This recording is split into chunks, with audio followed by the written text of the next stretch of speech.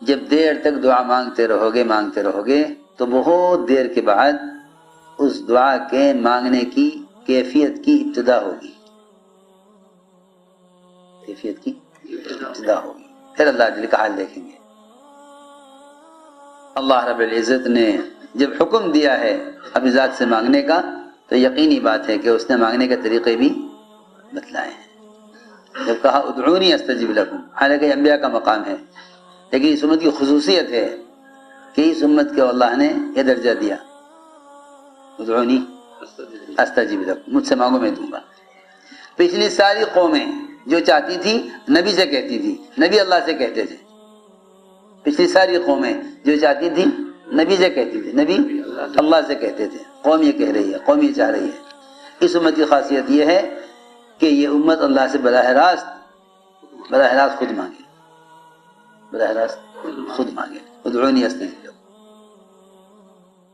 پہلی قومیں نبی سے کہتی، نبی اللہ سے کہتے۔ اس امت کی خاصیت یہ ہے کہ یہ امت ہر چیز کو اللہ سے براہ راست مانگے۔ ادعونی استجب لکم، مجھ سے مانگو میں دوں گا۔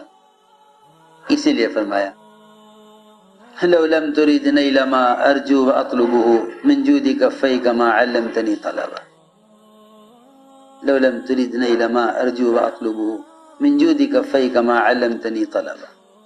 اے اللہ، تو اگر مجھے دینا نہیں چاہتا، تو اگر مجھے دینا نہ چاہتا تو نے مجھے مانگنا کیوں سکھلایا؟ نے مجھے مانگنا کیوں سکھلایا؟ جب تجھے دینا نہیں تھا تو نے مانگنا کیوں سکھلایا؟ یہ اچھا شعر ہے، کیسا اچھا شعر ہے۔ لو لم ترید نیل ما ارجو واطلبه من جود کفیک ما علمتنی طلبا۔ اے اللہ، جو تجھے مجھے دینا ہی نہیں تھا تو نے مجھے مانگنے کیوں سکھلایا؟ تو نے مانگنا سکھلایا، اس کا مطلب کہ تو دینا چاہتا ہے۔ دوسری بات یہ ہے کہ لوگوں کی دعاؤں میں وہاں تک امید ہوتی ہے جہاں تک اسباب ہوتے ہیں۔ اس کا مطلب یہ ہے کہ سبب کے یقین کے ساتھ دعا مانگتے ہیں، حالانکہ جہاں اسباب کی انتہا ہونی چاہیے وہاں سے دعا کی ابتدا ہونی چاہیے۔ جہاں اسباب کی انتہا ہو وہاں سے دعا کی ابتدا ہو۔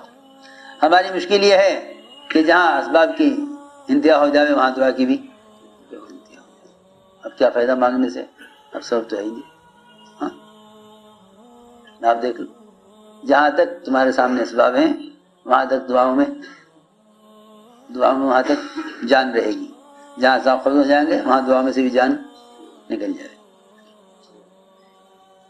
حضرت باب قائم کیا 15واں باب دعا کا، اس میں دعوت اور ایمان سے اور اعمال سے اس پر آئے کہ اگر یہ ایمان اور یہ اعمال ہوں گے تو دعائیں اس طرح قبول ہوں گی۔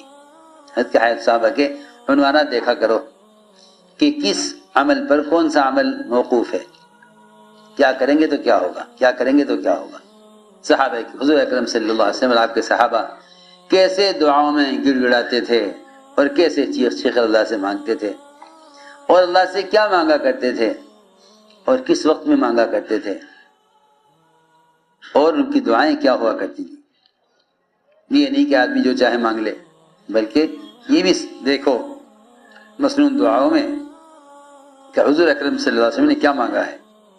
فرماتے ہیں معاذ بن جبل رضی اللہ تعالی عنہ کہ حضور اکرم صلی اللہ علیہ وسلم کا گزر ہوا ایک آدمی پر، وہ دعا میں کہہ رہا تھا اے اللہ میں تجھ سے صبر چاہتا ہوں، میں تجھ سے صبر چاہتا ہوں۔ دیکھو، حالانکہ بعض روایتوں میں اللہ سے صبر مانگنا بھی ہے۔ اس کا کیا مطلب ہے کہ میں تجھ سے صبر چاہتا ہوں، اگر تکلیف آ جائے تو صبر مانگنے میں حرج نہیں ہے، صبر مانگنا چاہیے۔ لیکن بلا کے آنے سے پہلے صبر مانگنا، اس کا مطلب یہ کہ اللہ تو مجھے بلا دے تاکہ میں صبر کروں، مجھے بلا دے تاکہ میں صبر کروں۔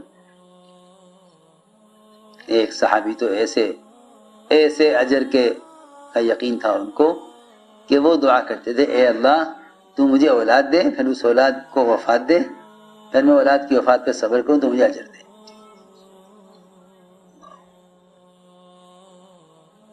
پھر تو مجھے اولاد دے، پھر اولاد کو وفات دے، پھر میں اس پر صبر کروں تو تم مجھے اجر دے۔ کوئی تکلیف آنے کے بعد صبر مانگنا تو ٹھیک ہے، لیکن تکلیف آنے سے پہلے صبر مانگنا اس سے آپ نے روکا۔ یہ کہہ رہا تھا آدمی اے اللہ مجھے صبر چاہتا ہوں، آپ نے فرمایا کہ تو نے تو اللہ سے بلا کو مانگ لیا، اللہ سے بلا کو مانگ لیا، اس لیے کہ بلا کے بعد صبر آئے گا نا، بلا کے آنے سے پہلے ہی بلا کے آنے سے پہلے صبر مانگ لیا، بلکہ اللہ سے عافیت کا سوال کر۔ ایک آدمی کے پاس سے آپ گزرے، وہ کہہ رہا تھا دعا میں اے اللہ میں تجھ سے تمام نعمت چاہتا ہوں، تمام نعمتیں۔